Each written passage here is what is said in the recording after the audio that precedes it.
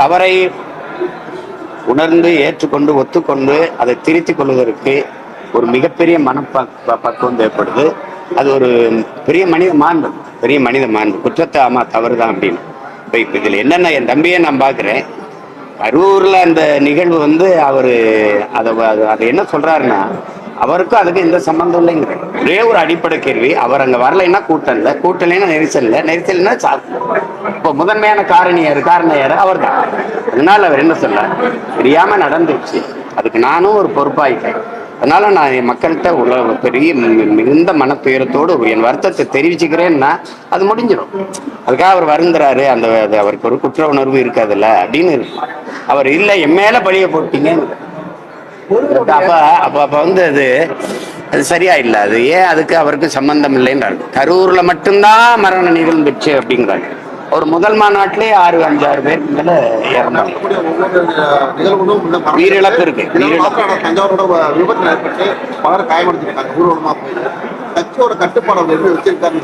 அது அது அது சரி பண்ணணும். கட்டுப்பாடா இல்லை. இப்ப நீங்க அதிகபட்சமா கூடுறதுங்கிறது எங்க ஆத்துல எங்க அழகர் இறங்குறதுக்கு 15 லட்சம் பேர் கூடுறோம். ஒரு நெரிசல்ல எதுவும் உயிரிழப்பு இல்லை. எங்க அழகர் எனக்கு காவல்துறை சரியான பாதுகாப்பு கொடுக்கலன்னு யார்ட்டையும் புகார் அளிக்கிறாங்க. அதனால அது ஒழுங்கு. அங்க எல்லாரும் ஒரு பக்தியோட கூடுறாங்க, ஒரு கண்ணியம் இருக்கு, ஒழுங்கு இருக்கு. இப்ப எங்க பிள்ளைகள்லாம் நாங்க லட்சக்கணக்கா கூடி கலந்து நீங்க பார்த்துருக்கீங்க. கொள்கைக்காக கூடுறாங்க. கொள்கையோட கூடும்போது அந்த ஒழுங்கு இருந்துருக்கு, ஒரு நோக்கத்துக்காக கூடுது. அது இல்லை அப்படிங்கும்போது அது ஒரு நெரிசலாயிடும். அதை தவிர்க்கணும்.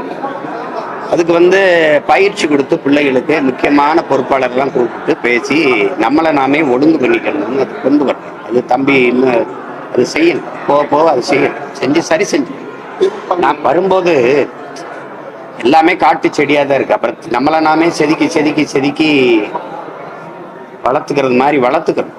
அது அவர் செய்யணும். இளைஞர்களோட பெண்கள் தான் அதிகம் மோகத்துக்கு திரைத்துறையில பாத்தீங்கன்னா, ஒரு பொண்ணு விஜய்க்கு நான் பொண்டாட்டியோட இருப்ப அப்படின்றாங்க. ஒரு கல்யாணம் திருமணமான பெண் என் புருஷனை விட விஜய் தான் எனக்கு ரொம்ப பிடிக்கும் அப்படின்றாங்க.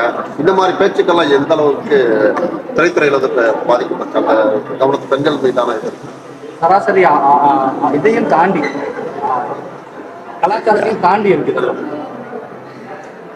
ஒரு சீர்கேடு தான். இதுக்கு என்ன செய்யறது? நம்ம அதுக்கு பொறுப்பு நீங்களும் பொறுப்பேற்கணும், நானும் பொறுப்பேற்கணும், இங்க நம்ம எல்லாரும் பொறுப்பேற்கணும். ஏன்னா சிந்தனை என்பது ஒரு சமூகத்தின் விளைச்சல். அப்ப நம்ம எல்லாரும் தானே அது காரணம். அது மாதிரிதான் இருக்குது, அப்படிதான் இருக்குது. அவன் என்ன சொல்றான், தேவையற்ற செய்திகளை விவாத பொருளா இருக்கும். அது மாதிரி பார்க்கும்போது ஒரு தோற்று போன சமூகம் தான் அது அப்படி இருக்கு.